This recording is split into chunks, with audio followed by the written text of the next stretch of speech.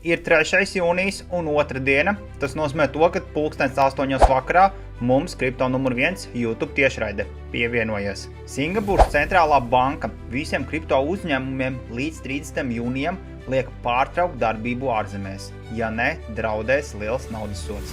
Vakardien Kraken birža izdalīja FTX kreditoriem naudu un tika izdalīts vairāk nekā 5 miljardi ASV dolāru.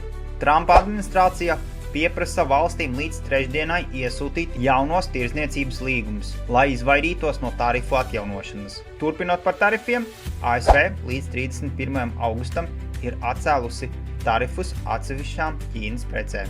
Kas ir interesanti, BlackRock 2 dienu laikā uz Coinbase ir nosūtījuši vairāk nekā 1200 bitcoinus, un tāpat laikā no Coinbase uz Maka aizskaitījuši vairāk kā 27,000 Ethereum.